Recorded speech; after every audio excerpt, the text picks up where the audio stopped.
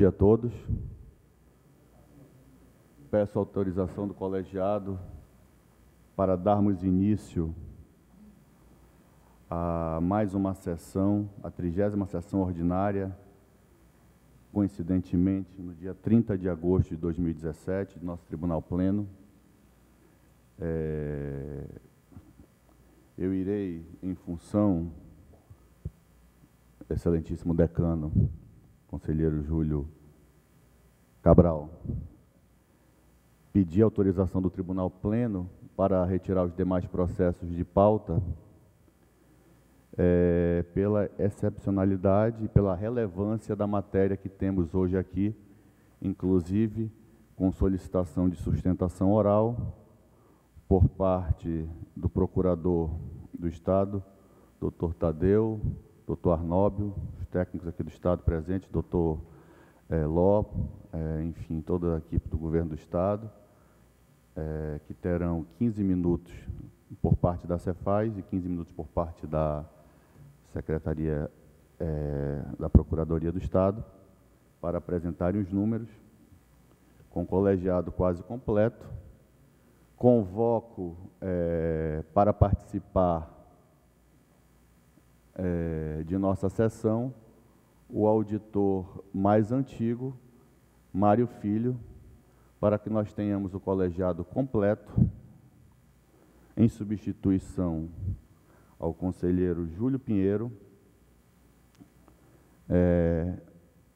para termos a composição na íntegra de nosso colegiado. Passo a palavra ao eminente procurador Carlos Alberto, procurador-geral, representante do Parquê, para que possa ler a representação de número autuada no tribunal do dia 28 de 8 de 2017, com o número 2222,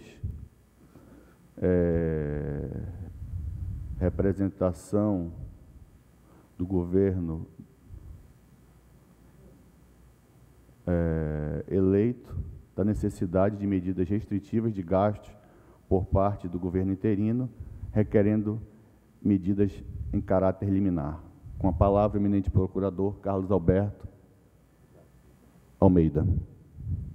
Obrigado, presidente. Presidente, conselheiros, senhor procurador-geral, senhor secretário de Fazenda, senhor secretário do Tesouro e demais autoridades presentes. Essa situação, não é comum o Ministério Público de Contas pedir restrições ou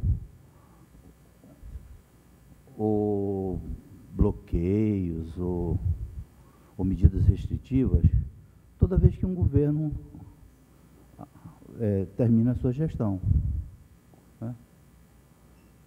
Só que nós vivemos situações extraordinárias agora.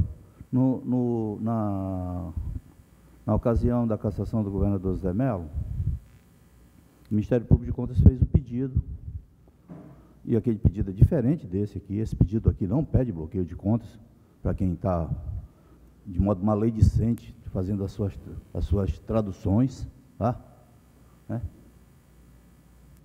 Eu acho que minha costa fritou de ontem para hoje, um bocado de tempo aí. Eu não pedi bloqueio de contas, né?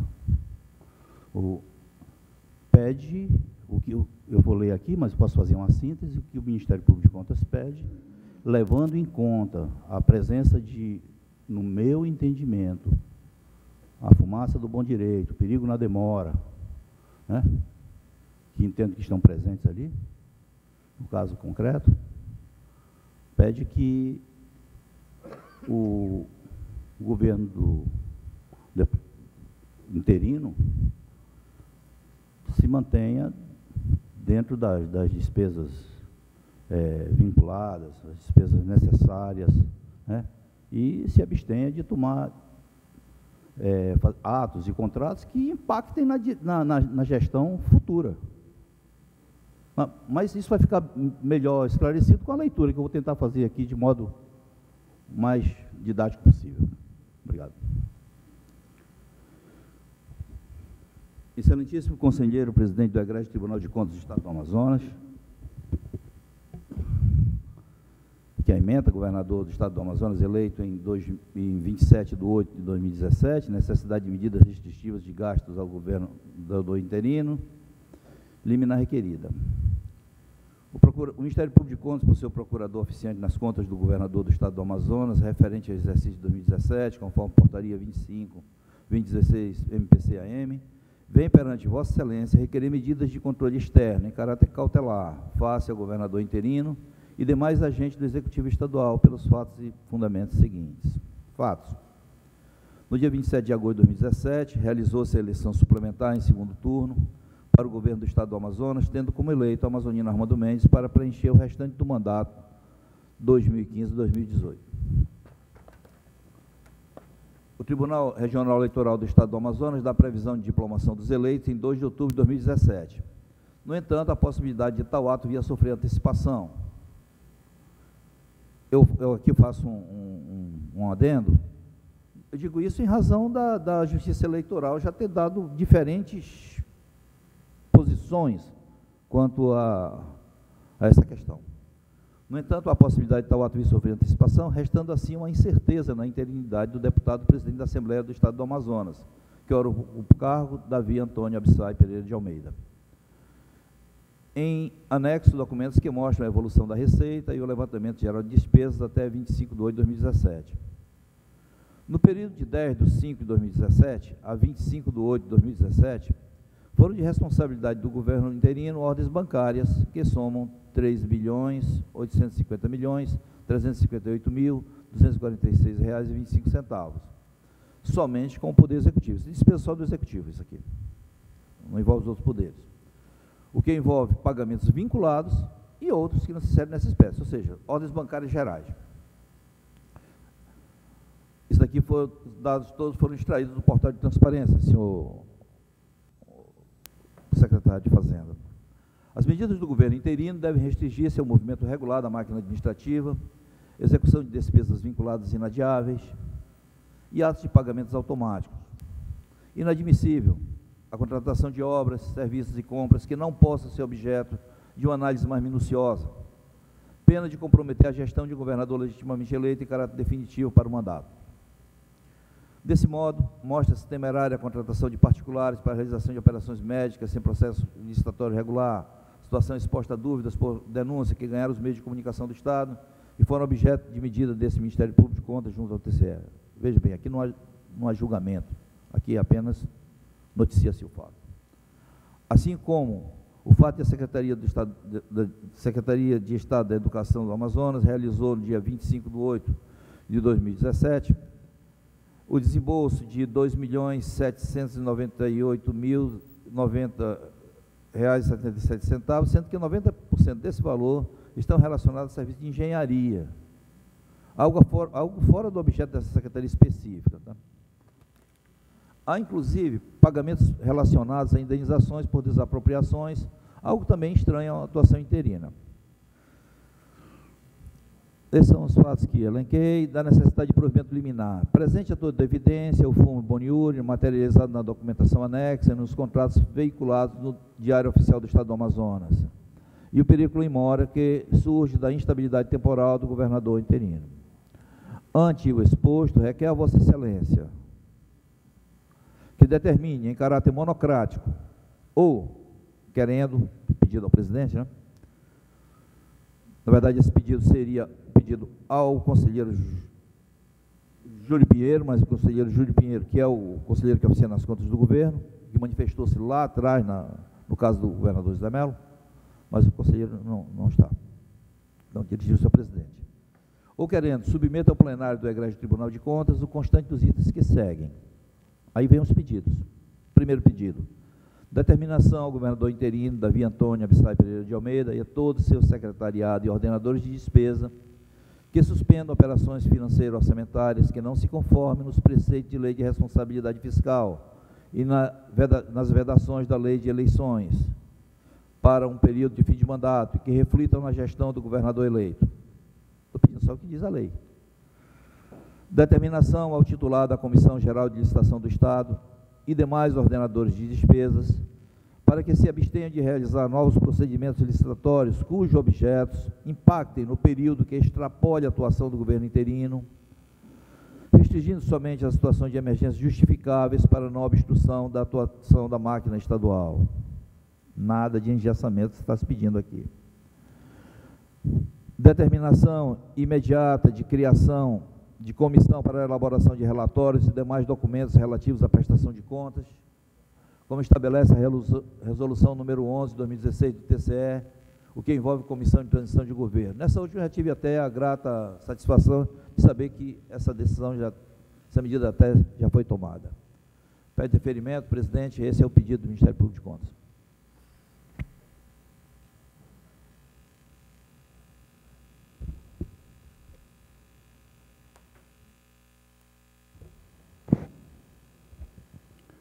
Neste momento, concedo os primeiros 15 minutos aos técnicos representantes do governo do Estado do Amazonas para que possam fazer as ponderações que assim acharem pertinentes. Com a palavra, por 15 minutos, o Procurador-Geral do Estado, Dr. Tadeu. Bom dia a todos. Bom dia. Saúdo essa Corte de Contas, os conselheiros, senhor Procurador-Geral, servidores do Tribunal de Contas do Estado, jurisdicionados, administrados, técnicos do Poder Executivo aqui presentes, e em nome do conselheiro Josué Cláudio de Souza Filho, rendo auspiciosas homenagens. Para mim, pessoalmente, é uma satisfação profissional subir ao púlpito desta Corte de Contas, representando a Procuradoria-Geral do Estado. Penso que as Cortes de Contas do país hoje são protagonistas desses anseios pela construção de um mundo mais civilizado, pelos anseios de controle social do gasto público. E dizer que o Amazonas, o Poder Executivo, a qual faço parte, a qual assessoro o seu titular, ele encontra-se com uma situação, do ponto de vista institucional e financeira, bem diferente de outros estados. Na minha atuação como representante da classe de advogados públicos, em contato com outras procuradorias, a gente vê no dia a dia o quanto existe uma contenciosidade intensa gerada a partir da derrocada financeira do processo econômico no Estado, que impactou nas finanças públicas, né? Muito comum ver estados que parcelam pagamento de salário de funcionalismo público. Muito comum ver estados que não repassam os duodécimos para os poderes. Muito comum estados que têm comprometimento da sua receita corrente líquida com o pagamento de precatórios. O Estado do Amazonas, nada acontece. O Estado do Amazonas é bem diferente. O Poder Executivo ele tem uma certa sanidade e asepsia do ponto de vista financeiro. Um pouco abaixo do que era aquele Estado superavitário de 3, 4 anos atrás, mas ainda assim, muito à frente de outros estados da Federação. Inicialmente, quero dizer que estou aqui representando os interesses do Estado do Amazonas, não estou aqui na defesa pessoal de governantes, né? Estou aqui na defesa do chefe do Poder Executivo, estou aqui na defesa das atribuições constitucionais previstas na Constituição do Estado do Amazonas. Especificamente nesse caso, fui admoestado pelo governador do Estado a realizar a defesa técnica num pedido cautelar realizado pelo Ministério Público de Contas. E na análise do pleito, percebi que existia um evidente interesse público, uma pertinência institucional, à medida que o pedido formulado pelo representante do Ministério Público de Contas, ele cria limitações as competências constitucionais do atual governador do Estado, sob o argumento da interinidade, sem qualquer fundamento constitucional ou legal, como eu vou pretender expor nesse instante. Acima de tudo, a Procuradoria, o representante da Casa de Procuradores do Estado do Amazonas, aqui está para defender a legalidade de atos administrativos praticados pela chefia do Executivo e por outros agentes políticos, bem como a rigidez da norma constitucional, artigo 51 e 54, exatamente para evitar a solução de continuidade de serviços e políticas públicas. Afinal de contas, o pleito do Ministério Público de Contas leva a eventual risco de paralisação da gestão pública. O Ministério Público de Contas, ele pugna, a grosso modo, pela suspensão das operações financeiras orçamentárias que não se enquadrem na lei de responsabilidade fiscal e, além disso, pede que a Comissão Geral de Licitação e os demais ordenadores de despesas das unidades gestoras se abstenham de realizar novos procedimentos, né? Além de recomendar a criação de comissão para elaboração de relatórios visando o mandato findo.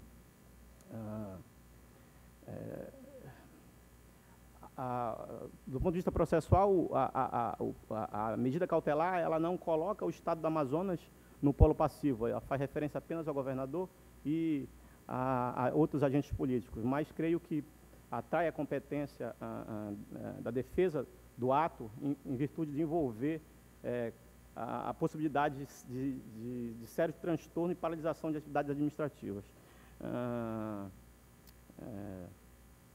Senhor Procurador representante do Parque de Contas, só a título de ilustração, inúmeras ações civis públicas, por exemplo, envolvendo o sistema prisional, manejado pelo Ministério Público Estadual, desde o episódio de janeiro, fatídico episódio do sistema prisional, em inúmeras ACPs, o Estado do Amazonas foi para o polo ativo por entender que houve transgressão à norma, houve desatenção a atos e contratos administrativos. Mas eu peço, venha para, nesse instante, discordar e pugnar pela não procedência dessa medida cautelar. Sem tentar entrar em minudências processuais, mas eu tenho o dever de dizer que esse pedido de medida de controle externo, ele formulado pelo Ministério Público, ele não aponta de forma específica as supostas irregularidades cometidas pelo chefe do Poder Executivo. Ele não faz menção a uma violação concreta, ele não faz menção a qualquer dispositivo que foi violado ou da Constituição Estadual, ou da Lei de Responsabilidade Fiscal, ou da própria Lei das Eleições.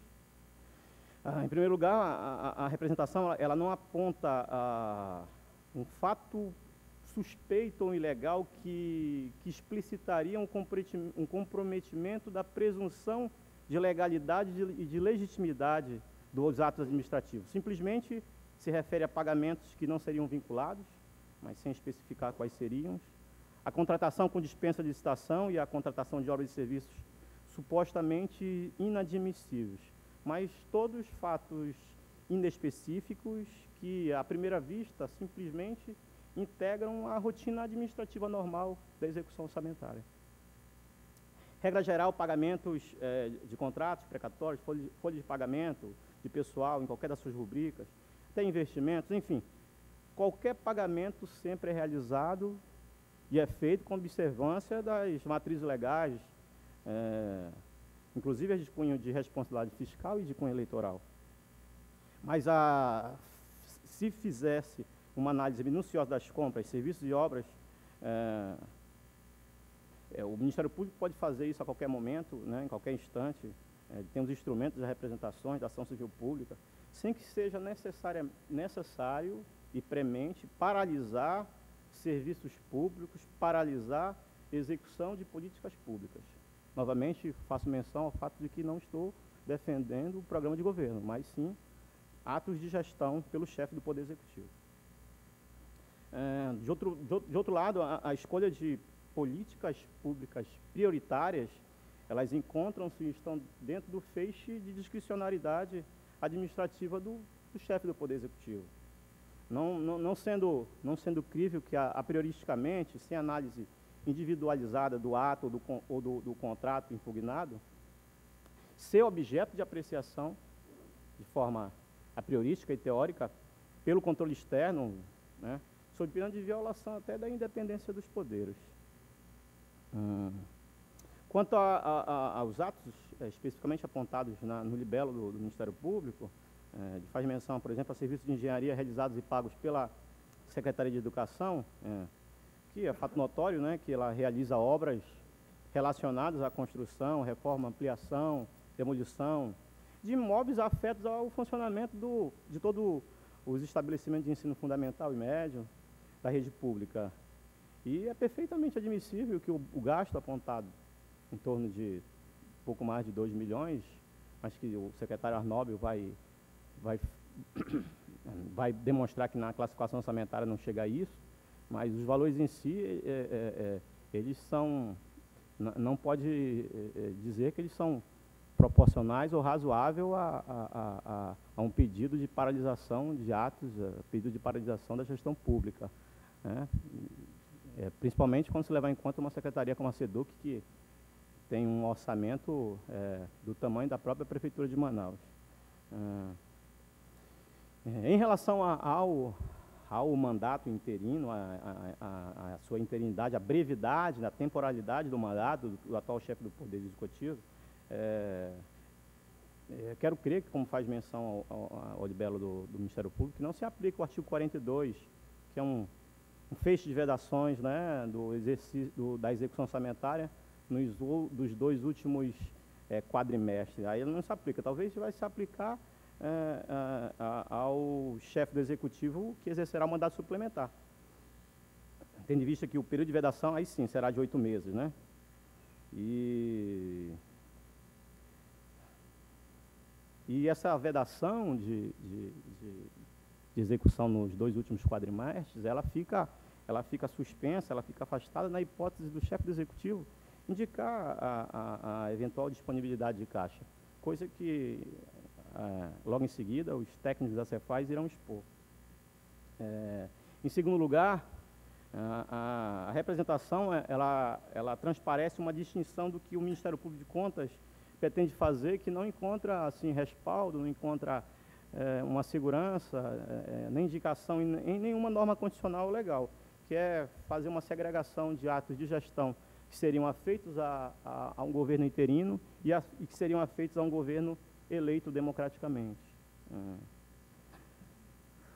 O atual chefe do Executivo ele possui legitimidade plena, decorrente da própria Constituição Estadual, da Constituição Federal, né, uma vez que ele ocupa o cargo de presidente da Assembleia Legislativa, no qual se encontra licenciado e faz parte da linha sucessória da chefia do Executivo, na forma do artigo 51, parágrafo único da Constituição Estadual, podendo agir de forma plena e de acordo com os limites impostos pelas normas e valores constitucionais, pois eu reitero que não há limitação constitucional para o exercício da interinidade do cargo de chefe do Poder Executivo. A Constituição Estadual ela não estabelece qualquer limitação à chefia do Poder Executivo, quando exercida pelo interino. O artigo 54, ele não menciona, e pelo contrário, ele elenca a competência privativa do governador, sem distinguir em que qualidade o governo é exercido, ou se interino, ou se provisório, ele não faz essa distinção.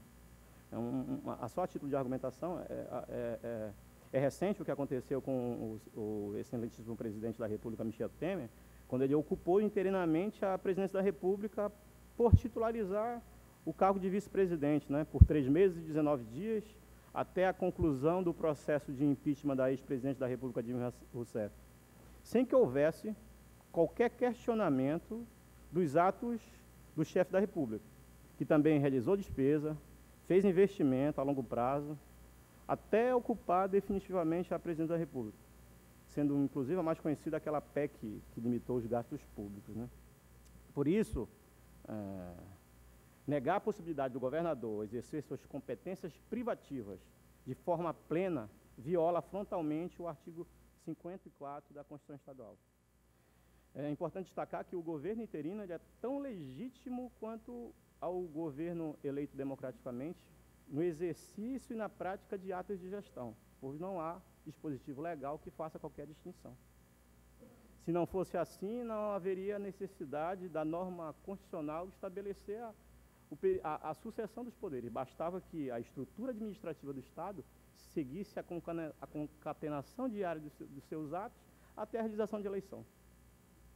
Portanto, senhores conselheiros, não é possível conceber um Estado sem governo, ou um Estado com um chefe de executivo amarrado, porque isso impacta na própria prestação de serviços públicos. Portanto, eu quero fazer aqui, tomar o pedido cautelar do membro do Ministério Público de Contas como, acima de tudo, um alerta, uma representação, um discurso de recomendação, né? Pois não há nada de anormal na atuação e nos gastos do atual chefe do Poder Executivo. Como deputado estadual, presidente da Assembleia Legislativa, ele possui legitimidade plena para atuar, decorrente da hipótese de sucessão de vacância dos cargos de governador e vice-governador, não havendo qualquer limitação constitucional ou legal em razão da sua provisoriedade ou da sua interinidade.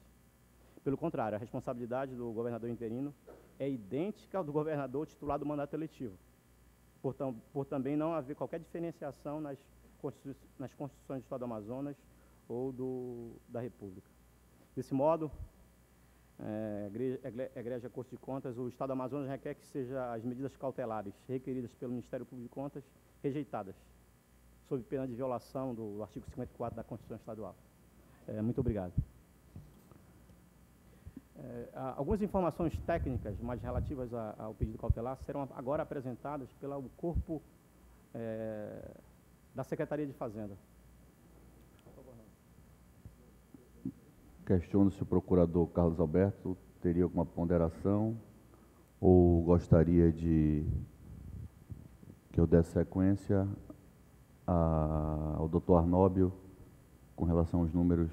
De sequência, excelência. Então, doutor Arnóbio, por favor, por 15 minutos.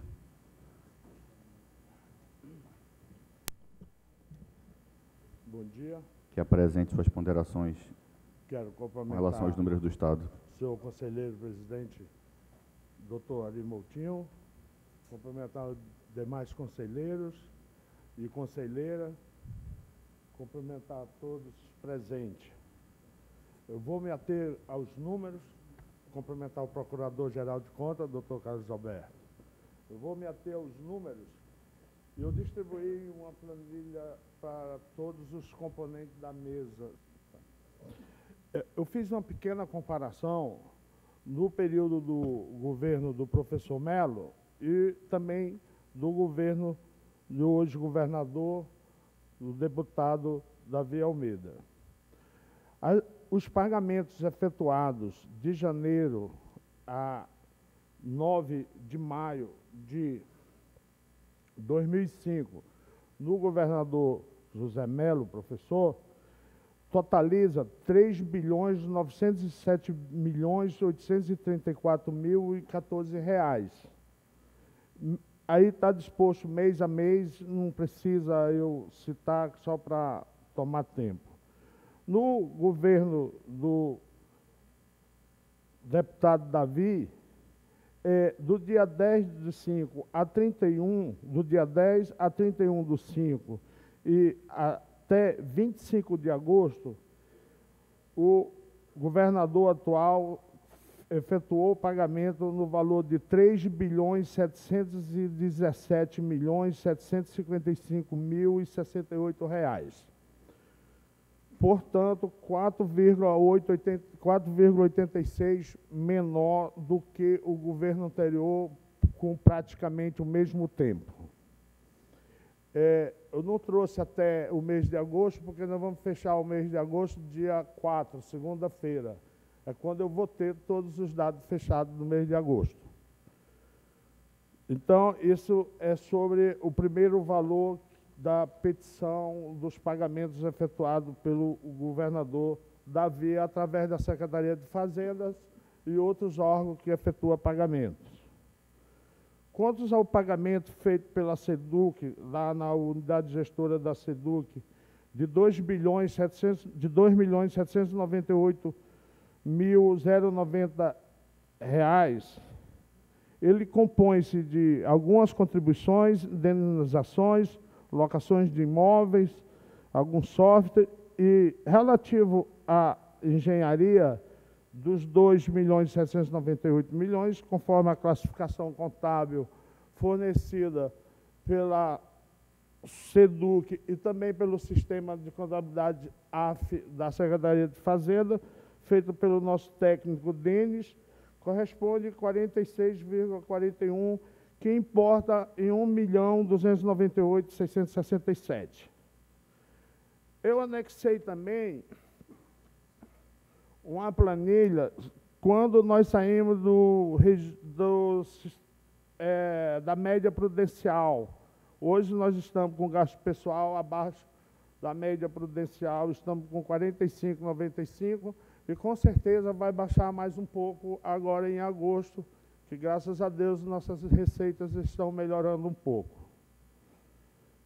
Anexei também o resultado primário, que comprova que o nosso Estado vem melhorando no resultado primário. E o que eu quero deixar claro é que a Fazenda está aberta com todos os dados disponíveis a qualquer cidadão, a qualquer órgão fiscalizador. Nós temos técnico preparado para fornecer qualquer dado sem nenhum problema.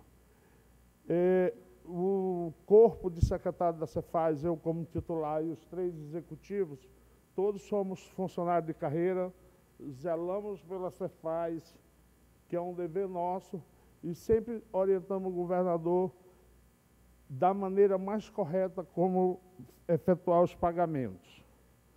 E garanto a vocês que se um dia nós erramos, não foi na intenção de errar. Foi um mero lapso, mas a gente sempre trabalhou da maneira de sempre acertar. Eu fico à disposição de vocês, a Cefaz está à disposição de todos.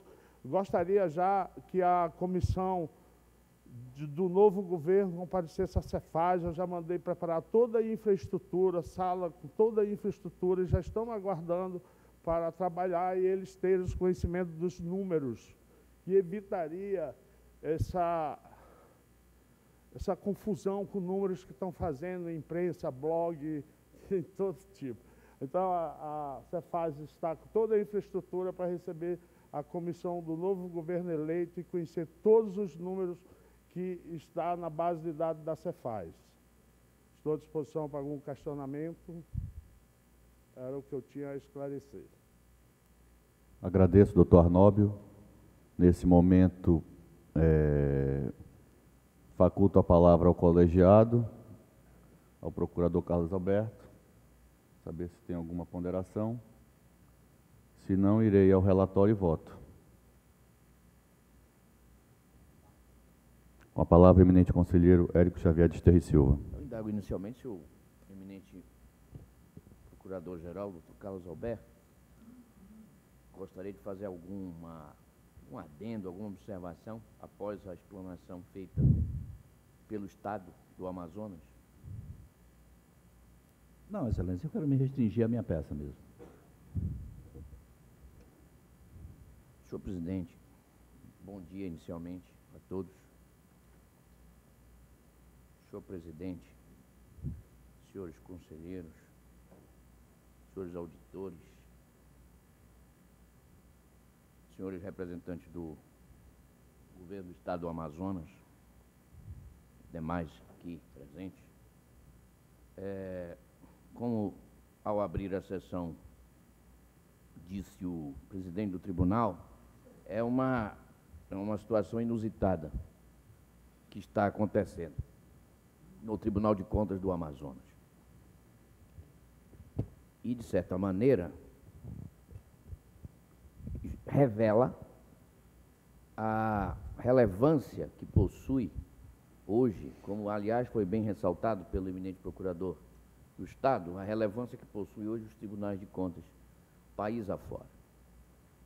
E não poderia deixar de ser de outro jeito, porque faz parte do conceito de república o princípio, ou é fundante para a ideia de república, o princípio da prestação de contas de tudo aquilo que é da administração pública. E nesse contexto, conselheiro Mário de Mello, nesse contexto, sobreleva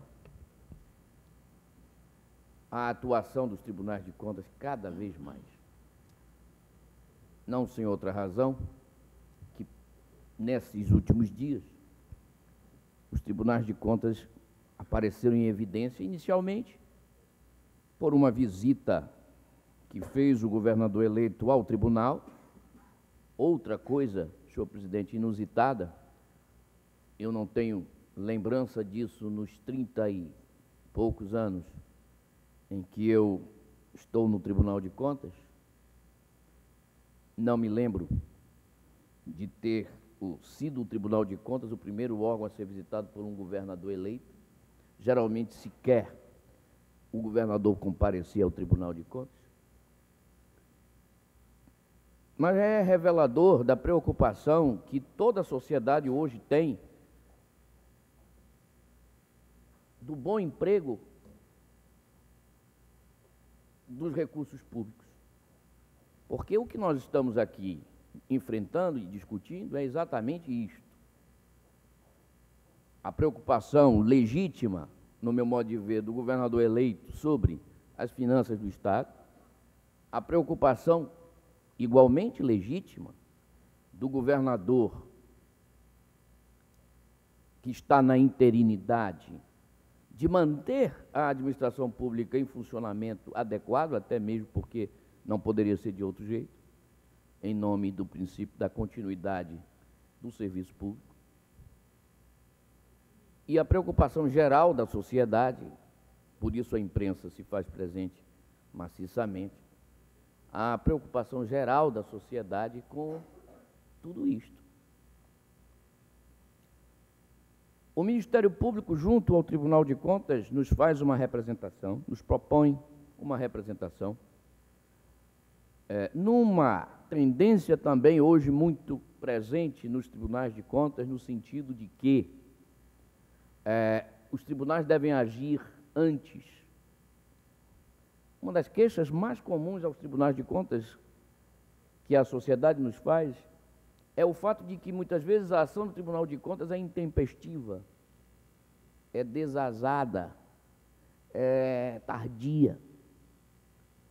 Então, o Tribunal de Contas identifica na sua atividade constitucional alguns problemas, mas esses problemas já estão consolidados com as suas consequências nefastas irreversíveis.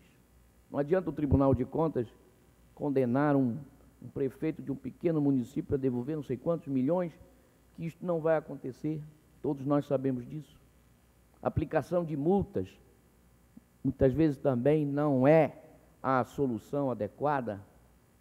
E o Tribunal de Contas tem adotado uma tendência que é, aliás, uma tendência mundial dos órgãos de controle, que é muito mais de dialogar com o controlado, de buscar junto ao controlado, à entidade controlada, uma solução que contemple os reais interesses da sociedade, que é a otimização daquele binômio inafastável, e enquanto o mundo for mundo, continuará a ser esse binômio das necessidades infinitas diante de recursos escassos e limitados. Nunca isto vai mudar, em sociedade nenhuma, em absolutamente nenhuma sociedade. E se nós, por exemplo, formos analisar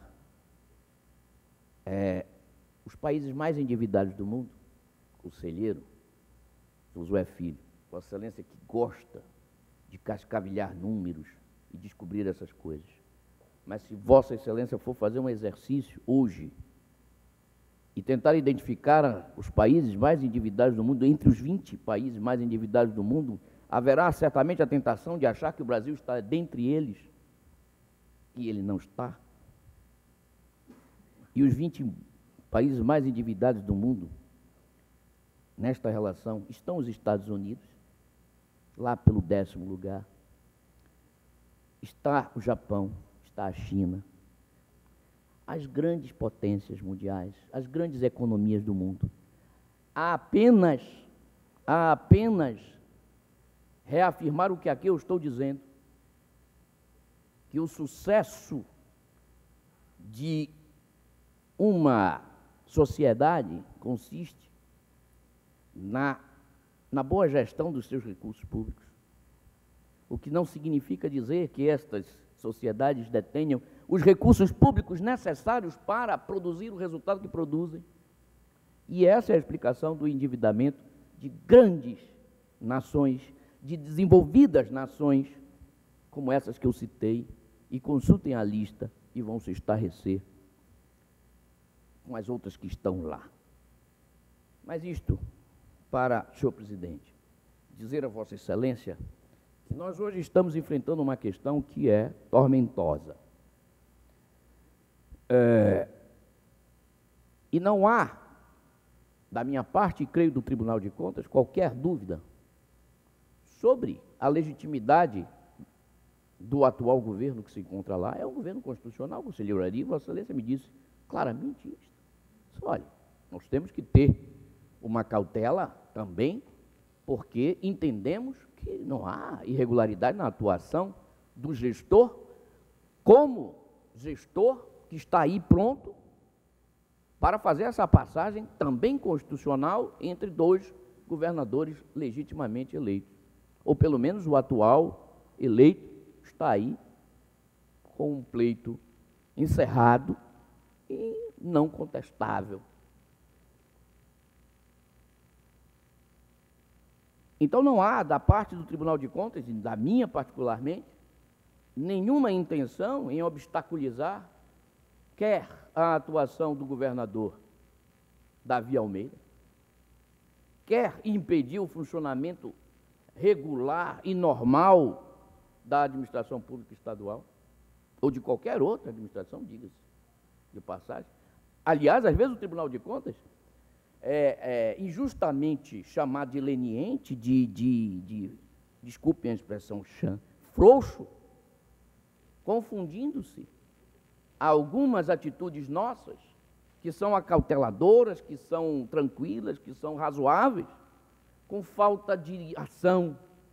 Absolutamente não, conselheiro José. Nós sabemos disso. Muitas vezes o Tribunal de Contas adota um posicionamento muito mais concetâneo com a realidade, com a tentativa de viabilizar ou não inviabilizar a administração pública. E, portanto, essa preocupação é uma preocupação do Tribunal de Contas e é minha preocupação. E eu ouvi com muita atenção as explanações da administração estadual e ouvi, e já tinha lido, a representação do eminente procurador-geral. E o tribunal precisa compatibilizar todos os interesses públicos aqui envolvidos, ao adotar uma decisão. O Tribunal de Contas, senhor procurador, não pode e não fará, tenho absoluta certeza, qualquer decisão, não adotará qualquer decisão que inviabilize o funcionamento regular do Estado do Amazonas. Nem foi isto, ao que eu li, que pediu o eminente procurador, porque seria um disparate. E o doutor Carlos Alberto não é de fazer disparate. Não será este o ânimo, ou não é este o ânimo do Tribunal de Contas. Absolutamente. Portanto, a manutenção de todos os programas de governo que estão firmados nas leis de diretrizes orçamentárias aplicáveis, na lei orçamentária do ano que está andando, os programas de governo definidos ou que foram tomados no início do exercício, ou mesmo no início da administração do atual governador, do governador interino, o Tribunal de Contas nem foi pedido, obstaculizará isto. Não é esta a intenção. Porém, e aqui, e Vossa Excelência invocou alguns preceitos da lei de responsabilidade fiscal e a representação se calca, sobretudo, na lei de responsabilidade fiscal e nas questões relacionadas ao período eleitoral, mas nós precisamos entender o espírito das determinações contidas na lei de responsabilidade fiscal. Qual é o sentido? Sobretudo no que diz respeito, conselheiro Júlio Cabral, sobretudo no que diz respeito às regras relacionadas ao período, vamos dizer assim, transacional, ao período final de um mandato para o outro. E atentem, a lei de responsabilidade fiscal se aplica a um mandato conquistado nas urnas por um governador. Então, por exemplo, um governador, o presidente da República, conquista um mandato de 4 anos, e na hipótese de ele não renovar esse mandato, ele possui uma restrição, presidente, de 8 meses no seu mandato. Veja, repito, mandato constitucionalmente entregue a ele pelo voto direto. Ele foi eleito para 4 anos, mas a lei de responsabilidade fiscal, e aí nós precisamos entender o porquê, afirma e limita a atuação desse mandato nos seus últimos 8 meses, de tal forma que não inviabilize o mandato que vem pela frente, de tal forma que seja um período em que o mandatário de agora tem compromisso com a continuidade, porque nós usamos muito essa expressão, o princípio da continuidade do serviço público, para justificar, por exemplo, a manutenção do programa, isso está certo. Mas nós também precisamos nos lembrar desse princípio da continuidade, no que diz respeito à continuidade de um mandato em relação a outro, dos programas de trabalho. É isso que a sociedade espera dos nossos administradores, é que haja continuidade, que haja entendimento entre um mandato e o outro, que aquilo que se fez no mandato não se jogue fora e se reinicie, se reinvente a roda, coisas que com frequência nós verificamos nessa transição entre um mandatário e outro. Então, o sentido das disposições da Lei de Responsabilidade Fiscal, notadamente, por exemplo, o artigo 16, que diz que a criação, expansão, aperfeiçoamento de ação governamental, a criação, ninguém está falando aqui, aquelas ações governamentais que estão em andamento, elas devem ser mantidas. E, claro, se puder, devem até ser revistas para diminuí-las, se, no momento de crise e de transição, elas não se revelam assim tão prementes. Mas a lei diz, criação, expansão, aperfeiçoamento da ação governamental que acarrete aumento de despesas será acompanhado de estimativa do impacto orçamentário e financeiro no exercício e nos 2 subsequentes. Isso é uma regra geral da lei que precisa ser levado ao paroxismo quando o momento é de transição. Se o momento é de transição, não há por que iniciar novos programas de trabalho, de governo. Certas despesas devem ser pensadas e repensadas. Por exemplo, assunção de dívidas.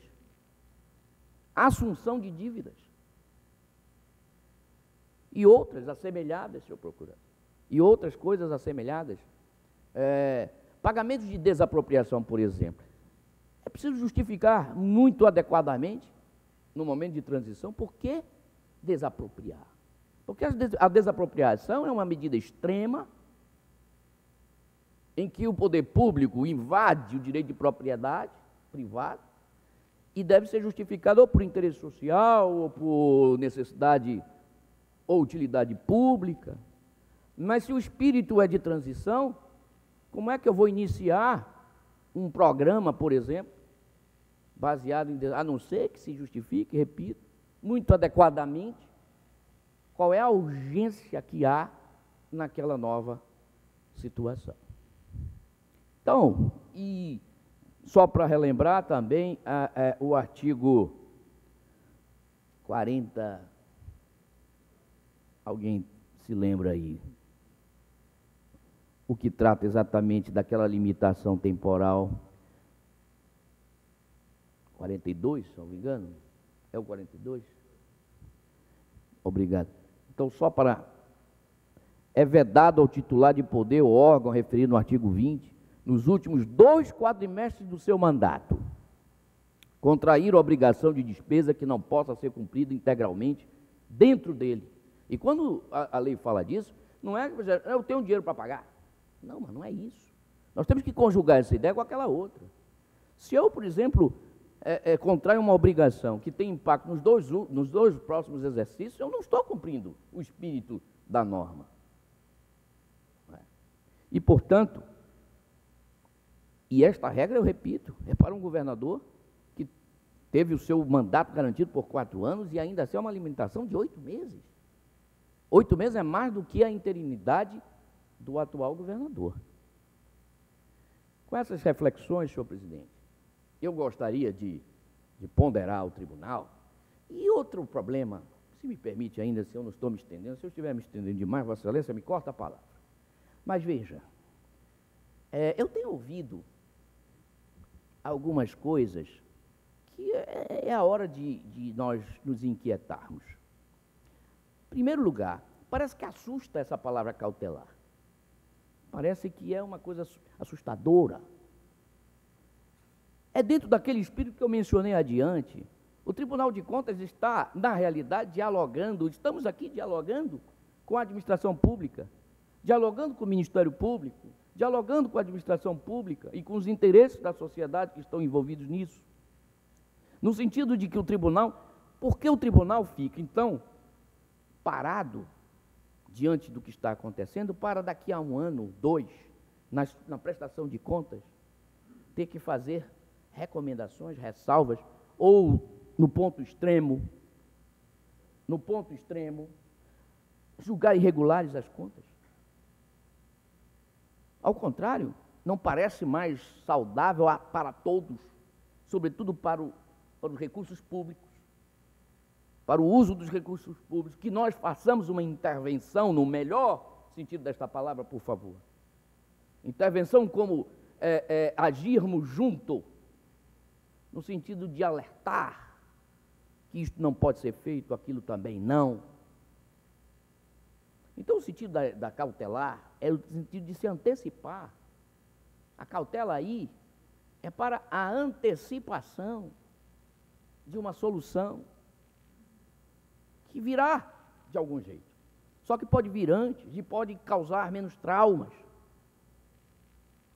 Então, que não se assustem com essa ideia de medidas cautelares que, por acaso, o Tribunal de Contas pode expedir.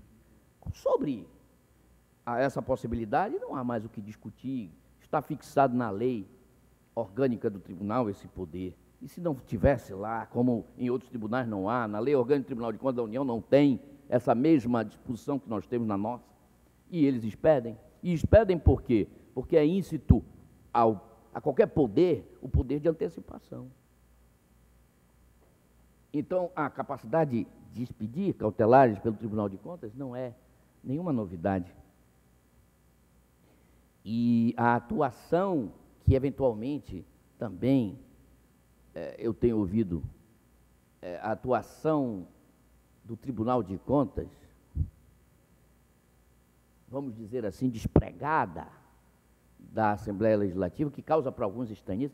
O Tribunal de Contas, por que o Tribunal de Contas está fazendo isso? Mas o controle externo da administração pública não compete à Assembleia Legislativa, e outros insistem em repetir como uma espécie de um mantra, para ver se entra na cabeça das pessoas, insistem em repetir que o Tribunal de Contas é um órgão auxiliar do Poder Legislativo, e eu evidentemente, repudio completamente essa afirmação. O Tribunal de Contas não é órgão auxiliar de ninguém, de absolutamente ninguém. É um órgão de extração constitucional independente. O professor Marçal Justen Filho, no seu livro, para quem quiser ler, chegou ao máximo, eu nem chego a tanto, mas ele chega, de dizer que hoje no país, a despeito da Constituição dizer que há 3 poderes, para ele há 5, está lá, confiram lá no livro dele. Há 5 poderes hoje no país, que ao lado daqueles 3 tradicionais que se prestavam bem para explicar o mundo da Revolução Francesa, procurador Carlos Alberto, Vossa Excelência, que adora essas leituras. O mundo da Revolução Francesa podia se explicar em 3 poderes, porque o Estado tinha 3 básicas funções, mas não dá mais, não cabe mais nesse modelo essa explicação, e essa explicação passa pelo reconhecimento de que hoje existem centros constitucionais de poder e de competências, e dentre eles está o Tribunal de Contas como um 5º poder ao lado do Ministério Público. E não há quem negue hoje a amplitude dos poderes que a Constituição dá, tanto ao Ministério Público quanto aos Tribunais de Contas. E a palavra auxílio lá, posta na Constituição, ela é semelhante ao auxílio que a nobre carreira da advocacia presta ao judiciário na execução da prestação jurisdicional. E ninguém imagina, em sã consciência, que o advogado é um subalterno, um auxiliar, no sentido mais primitivo da palavra, do Poder Judiciário. O advogado não é auxiliar de ninguém, ele exerce um mundo com independência. Como o Ministério Público não é auxiliar do Poder Judiciário, mas sem o Ministério Público não há justiça. É neste sentido que se deve ler esta expressão. Sem o Tribunal de Contas não há controle externo. É exatamente neste sentido. E o controle externo, a cargo da Assembleia Legislativa, é feito através do Tribunal de Contas, porque aquelas competências constitucionais ali postas são exclusivas, privativas, próprias dos Tribunais de Contas, inarredáveis dos Tribunais de Contas. Senhor presidente, me permita pedir desculpas se eu me estendi além do tempo razoável, mas eu precisava fazer essas considerações para embasar o voto que proferirei após ouvir, evidentemente, o relato de Vossa Excelência e o voto que Vossa Excelência proferirá. Presidente, posso falar? Continua facultada a palavra, passa a palavra ao procurador Carlos Alberto e transmito a presidência à eminente conselheira Iara por 2 minutos. Pode falar? Com a palavra, Presidente, procurador-geral. somente para agradecer ao conselheiro Érico Desterro na belíssima explanação que fez sobre a natureza da medida cautelar dentro dos tribunais. Tá? Eu acho que na propedêutica que me cabia, eu fiquei devendo isso, então quero lhe agradecer. Receba a presidência e continua facultada a palavra ao colegiado. Peço-lhe, senhor presidente. Com a palavra, eminente conselheiro Josué Cláudio Souza Filho. É sempre um risco muito grande suceder a cultura, a explanação, a didática, a pedagogia do Dr. Érico Xavier Desterro e Silva, eminente conselheiro e professor de Direito. Entretanto, em memória aos fatos, que foram muito rápidos neste 2017, nós já tivemos um fato assemelhado na transição, me perdoe assim, intimidade da conversa, dos governadores Melo para o governador Davi, e deixe já preparando um terreno nesses próximos 32 dias, ou 33, para o governador amazonino. O doutor Érico me despertou uma coisa que sempre chocou a tudo e praticamente a todos. É a palavra cautela. Interessante que essa palavra ela é doce, né? Ela é até dito de que ela e caldo de galinha não fazem mal a ninguém. O tribunal está propondo uma ação cautelar. O próprio eminente procurador, doutor Tadeu, a quem agradeço a citação, diz que se ela fosse mudada para alerta ou determinação, não teria nenhum problema. Quer dizer, nós não estamos discutindo o conteúdo, e sim a titularização da medida a ser tomada pelo tribunal. De uma forma ou de outra, ambos encontram a mesma resultante: zelar pelos números para que o futuro governador ou a suceder tenha meios de dar continuidade ao seu governo. Ora, se para um é 4 meses, para outro é 8, aparentemente temos que fazer essa aproximação agora. O governador Davi teve todo momento dentro desse período de cuidados especiais, porque teria um sucessor e tem. O que é que eu gostaria de perguntar ao eminente procurador? Pontuar as duas impropriedades. Eu não tenho nenhuma dúvida que o tribunal tem que agir. A minha dúvida é justamente na titulação. Temos uma comissão, temos um relator das contas, os alertas são emitidos, determinações, ou seja, essas contas são acompanhadas no mês a mês, no dia a dia, deste tribunal e daquele executivo. Então, o doutor Érico tocou na desapropriação, que realmente é um assunto que não é prioridade de pagamento, numa época dessa. Tem muitas outras prioridades. E porque nesta cautelar, e me perdoe eu pensar do voto, porque não tive acesso ao relatório, eu não sei de outros 6, o governador é submetido a prazos para as providências que irá tomar de 15 dias, praticamente mais da metade do restante do seu mandato. Então, eu só queria do procurador que ele me elucidasse quais são as impropriedades que o atual governo cometeu. São citadas, pensadas do seu relatório, no voto do eminente presidente. Perdão, conselheiro, eu não cito impropriedades. Né? Eu elenco pontos, mas eu não cito impropriedade. Tá? Eu vou me restringir à peça que está disposta, porque se nós formos baixar para a instrução e ver, essa sessão não vai acabar hoje. Pronuncie-se acerca das impropriedades suscitadas na petição inicial pelo representante, cuja cópia deve ser remetida e apresentada suas razões no prazo de 15 dias. É o item 2 do tópico 4. E, em seguida, o Excelência, tópico o senhor está lendo o voto. Sim, que pensou do vosso relatório, porque eu só tive acesso a ele de hoje. Repita, presidente, eu vou me restringir ao que está na petição. E as restrições, presidente, e esses questionamentos ao governador permanecem sem que a gente saiba quais são essas restrições? Vossa Excelência está adentrando numa questão que eu gentilmente antecipei o voto aos senhores conselheiros.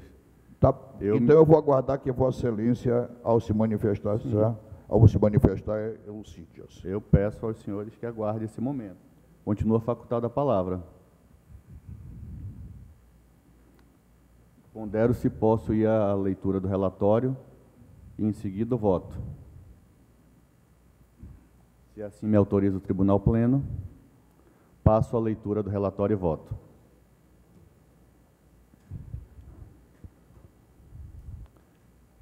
Versam os autos da representação 2222-2017, representação com pedido de medida cautelar, formulada pelo representante do parquê, nosso procurador-geral Carlos Alberto, em face ao excelentíssimo senhor governador interino Davi Antônio Abissai Pereira de Almeida, desculpe, senhores, com o fim de determinar medidas restritivas de gastos públicos. Sucintamente, o representante aduz que no dia 27 de agosto de 2017 foi realizada a eleição suplementar em segundo turno para o governo do Estado do Amazonas, tendo como eleito o senhor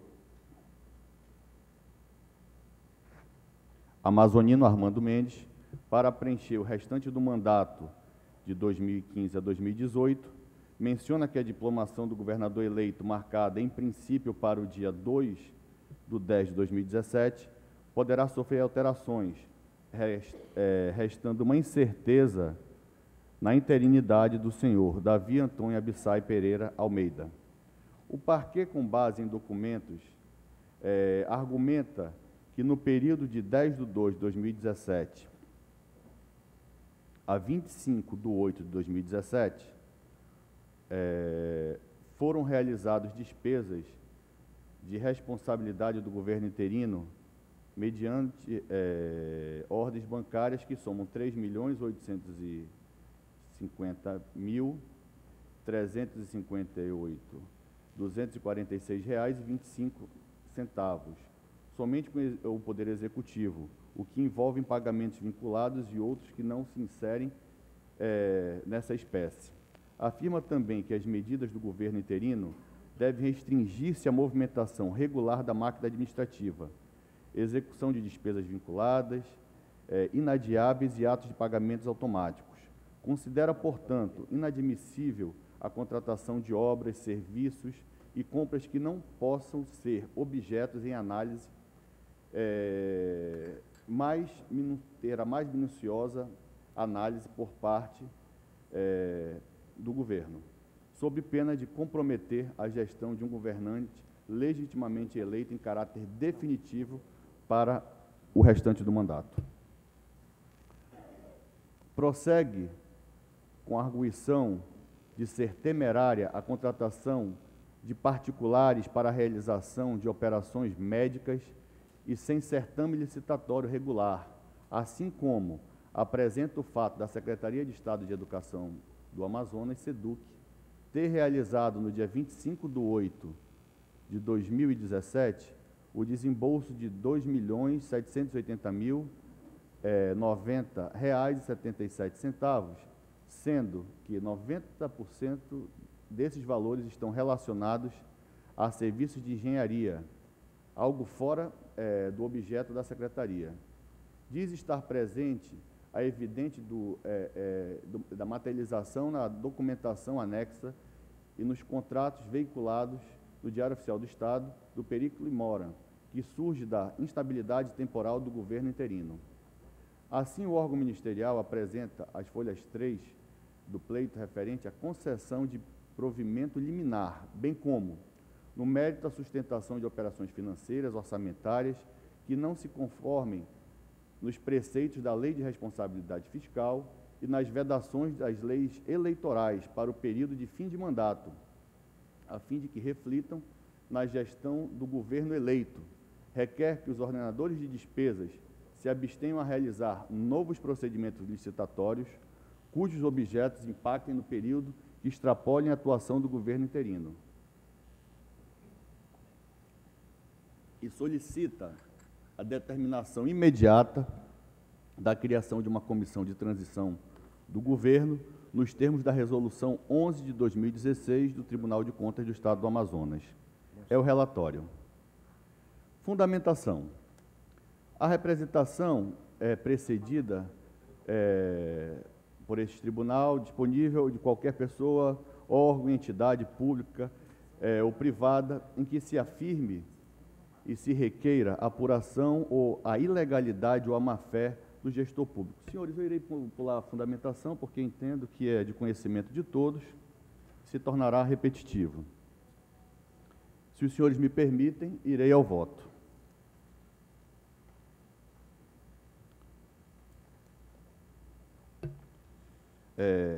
Ressaltando na fundamentação, boa parte do que já foi muito bem colocado pelo professor Érico, não só conselheiro, mas professor de Direito Constitucional, é quando ele muito bem coloca que o Tribunal de Contas tem função constitucional,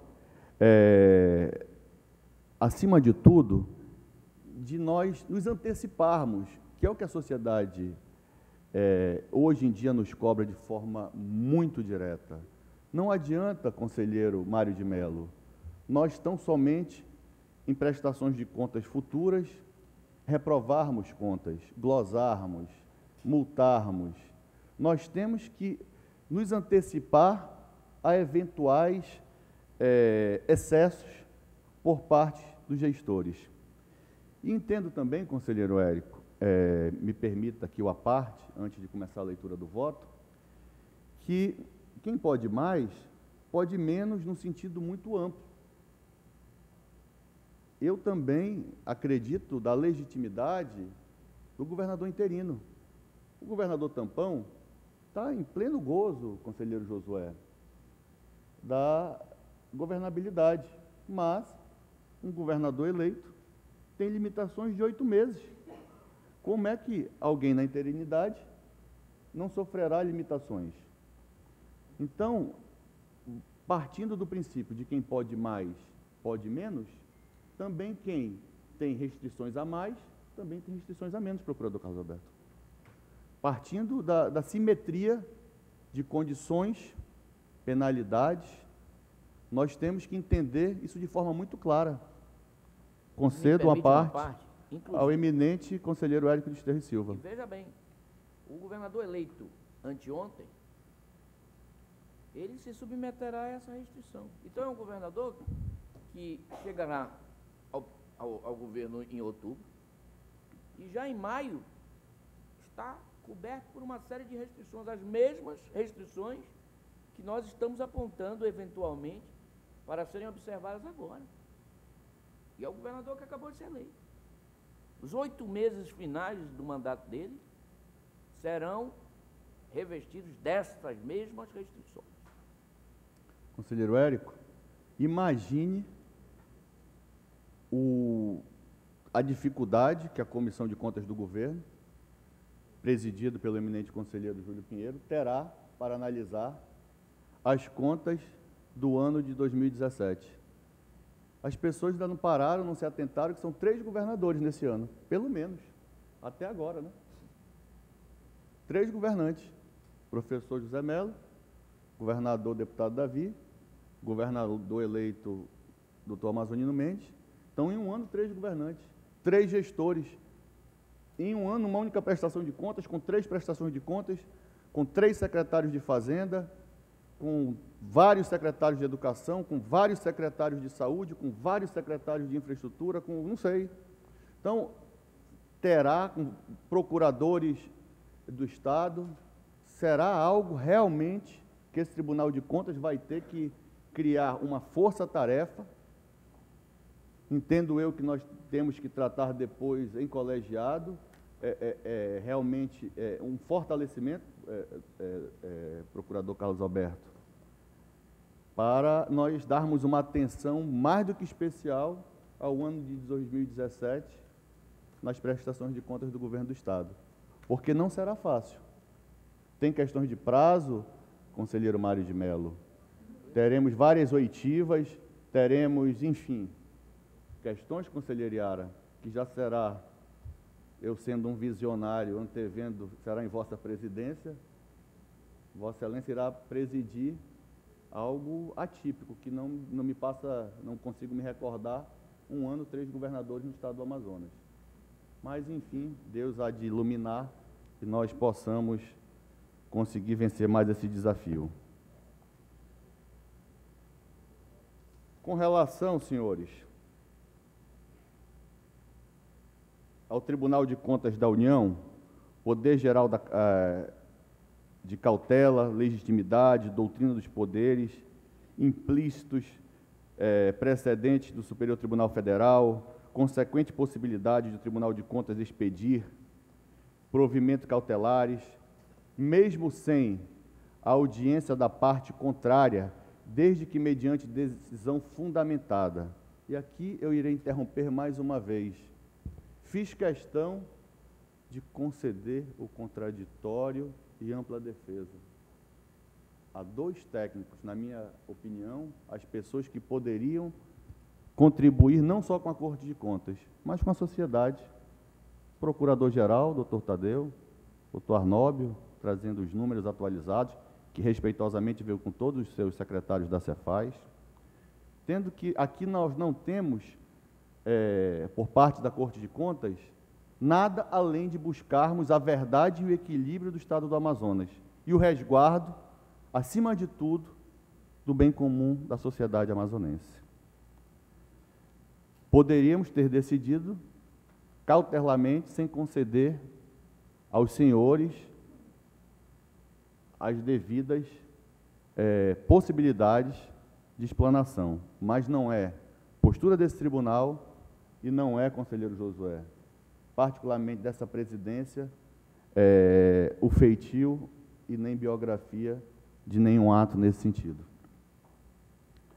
A deliberação do TCU, ao deferir medida cautelar, justificou extensamente a outorga desse provimento de urgência, preocupação da Corte de Contas em atender, com tal conduta, a exigência constitucional pertinente à necessidade de motivação das decisões estatais, procedimentos administrativos, em cujo âmbito teria sido observadas as garantias inerentes à cautela constitucional, deliberação final do TCU, que se limitou a determinar ao diretor-presidente da Sociedade de Economias Mistas, invalidação de procedimentos licitatórios, de contrato celebrado com empresas, enfim, há uma vasta, conselheiro Érico, jurisprudência que já foi aplicada pelo TCU, foi aplicada, enfim,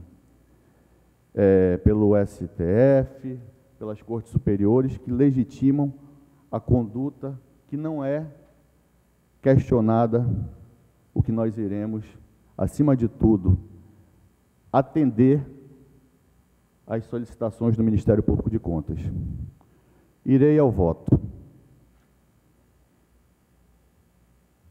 Isto posto, a fim de tornar pertinentes medidas preventivas para evitar ocorrência de lesão ao erário e de prejuízos ao interesse público, com fulcro ao artigo 1º, inciso 2º da resolução do TCE Amazonas, de número 3 de 2012, voto no sentido que o egrégio Tribunal Pleno desta Corte de Contas, na competência atribuída pela Lei de número 2.423, de 96, em seu parágrafo 5º, artigo 286, admita a presente representação medida em caráter cautelar para, conselheiro Josué, e aqui faço uma vírgula, eu não estou preocupado com nomenclatura, eu estou preocupado é que seja resguardado, conselheiro Érico, o erário do Estado do Amazonas.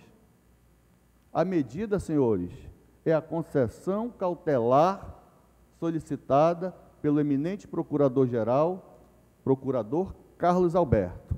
Repito, concedo em medida cautelar o que foi concedido na íntegra pelo procurador Carlos Alberto, para, 2 pontos, determinar ao excelentíssimo senhor governador interino Davi Antônio Abissai Pereira de Almeida e a todo o seu secretariado e ordenadores de despesas da administração pública, direta e indireta e estadual, a suspensão de operações financeiras orçamentárias que não se conformem com os preceitos da Lei de Responsabilidade Fiscal e com as vedações da Lei de Eleição para no período de fim de mandato e que possam refletir na gestão do governador eleito, notadamente disposto no artigo 42 da Lei Complementar 101 de 2000.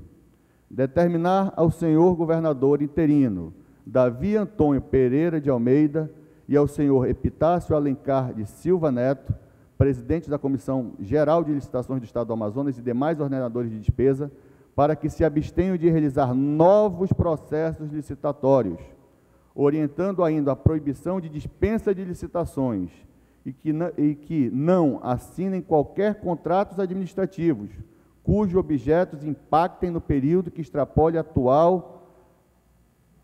o atual governo interino. Determinar ao senhor governador interino Davi Antônio Abissai Pereira de Almeida e demais ordenadores de despesa que, havendo imperiosa necessidade de realizar quaisquer medida de urgência nos dias restantes de gestão do governo interino, tais como nas áreas de saúde e segurança, este tribunal seja imediatamente comunicado acerca de todas as providências efetivadas para que tais medidas sejam avaliadas sob os aspectos da legalidade, legitimidade, economicidade e eficiência. Então, senhores, que fique claro, o governo não está engessado. O que nós pedimos, senhor procurador, doutor Tadeu, cautela, prudência e respeito com o erário público. Notificar o senhor Epitácio de Alencar Silva Neto, presidente da Comissão Geral de Licitação do Estado do Amazonas, para que tome ciência da concessão de medida cautelar, de modo a cumpri-la imediatamente, sob pena de aplicação de multa, sem prejuízo das demais responsabilidades cabíveis, devendo esta Corte ser informada no prazo de 15 dias sobre as providências tomadas pela Comissão Geral de Licitação, com vista ao cumprimento do item 2º desta decisão. Conselheiro Josué, que se aclare, ele será comunicado de imediato. Ele tem até 15 dias para nos informar. A comunicação é imediata. Pronuncie-se acerca das impropriedades suscitadas na petição inicial pelo representante do parquê, eminente procurador Carlos Alberto de Almeida, cuja cópia lhe deve ser remetida, apresentadas as suas razões no prazo de 15 dias. Notificar o senhor governador interino, Davi Antônio Abissai Pereira de Almeida, para que tome ciência da concessão da medida cautelar, de modo a cumpri-la imediatamente, sob pena de aplicação de multa, pelo descumprimento da decisão desta Corte de Contas, sem prejuízo das demais responsabilidades cabíveis, devendo esta Corte ser informada no prazo de 15 dias sobre providências tomadas pelo governo do Estado, com vistas ao cumprimento desta medida cautelar. Certifique-se a todos os secretários e demais ordenadores de despesa para que tomem ciência da concessão de medida cautelar, de modo a cumpri-la imediatamente, sob pena de aplicação de multa, pelo descumprimento da decisão da Corte de Contas, sem prejuízo das demais responsabilidades cabíveis. Pronuncie-se acerca das impropriedades suscitadas na petição inicial do representante do parquê, cuja cópia lhe foi remetida, apresentando suas razões no prazo de 15 dias. Notificar o senhor Francisco Deodato Guimarães, representante do governo eleito, para que tome ciência do teor desta decisão. Notificar a Assembleia Legislativa do Estado do Amazonas, na pessoa do seu presidente, para que tome ciência desta decisão. Determinar a Comissão de Contas do Governo, CONGOV, deste Tribunal de Contas, para que acompanhe diariamente todas as informações orçamentárias, financeiras, contábeis, patrimoniais, operacionais do Governo do Estado do Amazonas, bem como encaminhe cópias periódicas a esta presidência, ao relator de contas do governo, eminente conselheiro Júlio Assis Correia Pinheiro, e ao representante do governador eleito, senhor Francisco Deodato Guimarães, publique-se no Diário Oficial Eletrônico, nos termos do artigo 93 do Regimento Interno desta Corte de Contas. Após a apresentação de respostas dos notificados, expira o prazo concedido à remessa do relator do feito. Esse é o meu voto, no qual, neste momento, passo a fase de discussão a todo colegiado. Em discussão. Presidente, eu vou acompanhar Vossa Excelência. Com a palavra, conselheiro Josué. Peço só que ligue o microfone para a taquigrafia. Perfeito. Fazer o devido registro. Presidente, eu acompanho Vossa Excelência, excetuando o já dito das duas impropriedades não elencadas. Naquela que concerne ao 4.2 e o 5.3 do voto. Pode ser mais preciso quais são as impropriedades? Pois não, não. É isso que eu estou querendo saber, quais são as impropriedades. Como não as sei, não vou acompanhá-lo só nisso. 4.2. Pronuncie-se acerca das impropriedades suscitadas na petição inicial pelo representante, cuja cópia lhe deve ser remetida, apresentando suas razões no prazo de 15 dias, artigo 1º, parágrafo 3º da resolução. Qual seria o item, excelência? Só para... Vossa Excelência apenas sinalizou a bolinha. É o 4.2. O último do 4. E o terceiro, bolinha do 5º. É só o que tange a impropriedades e prazos. Continua em discussão, Excelência. Em votação. Como voto, eminente conselheiro, decano desta Corte. Excelência, eu lhe confesso que depois de tudo explanado, de ouvir a todos, eu fiquei mais tranquilo em votar, porque não há como duvidar da preocupação dessa decisão. E, contudo, fiquei tranquilo, levo pelo aspecto que me diz que a comissão do governo vai entender. Isto nada mais é do que uma medida cautelar. Acho que não haverá engessamento do governo nesse final. E não tenho como não acompanhar o voto do presidente do Tribunal de Contas. É isso. Como vota o eminente conselheiro Érico Xavier de Terra e Silva? Senhor presidente, já tive a oportunidade de adiantar o fundamento dos termos em que eu entendo o pedido do Ministério Público e a decisão que essa Corte está adotando. Não me assusta o termo cautelar, senhor presidente. A ideia já está aqui devidamente esclarecida. A ideia de cautela é a ideia que deve presidir, e se me permitem, conselheiro Mário Deman, se me permitem, há uma poesia do cancioneiro popular que diz assim: faça como o velho marinheiro, que durante o nevoeiro toca o barco devagar. Não sei se isso é o quê? Paulinho da Viola, sei lá. Algo assim. E tendo em vista isto, e o sentido da cautela é este, quando se está numa situação em que se está enfrentando uma transição, se está enfrentando, nós vivemos já há 2 anos em crise. Então, nada mais correto do que nós termos cautela com o emprego dos recursos escassos que nós possuímos. E o tribunal, ao decidir assim, pelo voto que apresenta o conselheiro presidente, não faz outra coisa senão solicitar exatamente à administração que aí está a devida cautela na aplicação dos recursos públicos.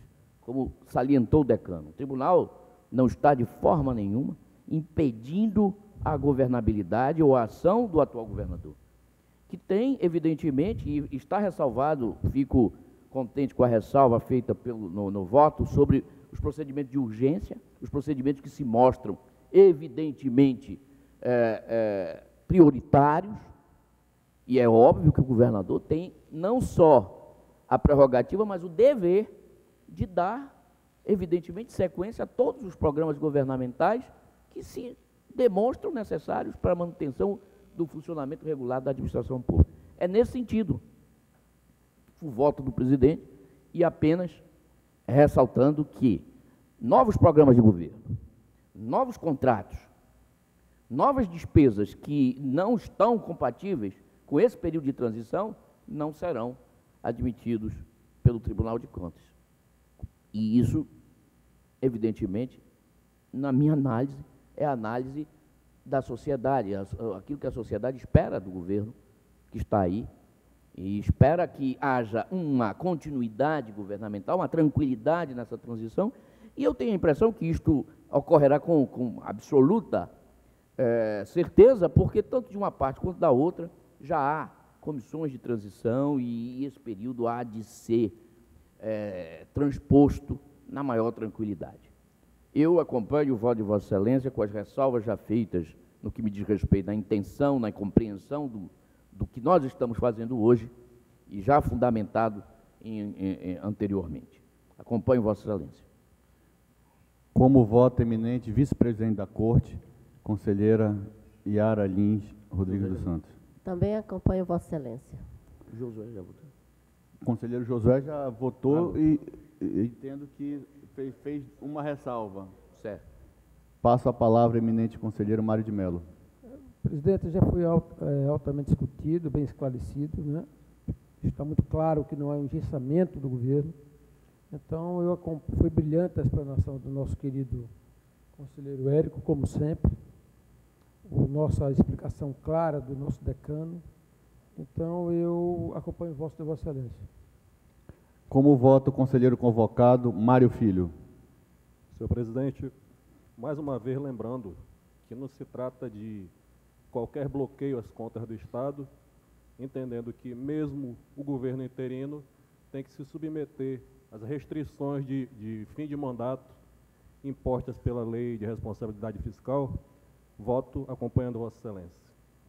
Antes de promulgar o resultado, eu peço gentilmente que o conselheiro Érico repita a frase da cautela que eu gostaria de aprender.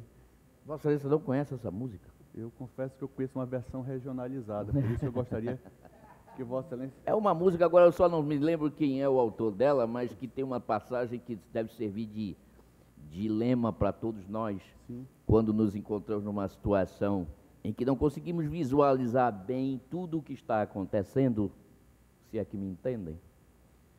E, portanto, é assim, faça como o velho marinheiro, que é sábio, que é experiente, não é? Que durante o nevoeiro toca o barco devagar. Então, tem que tocar a coisa com cautela, não é?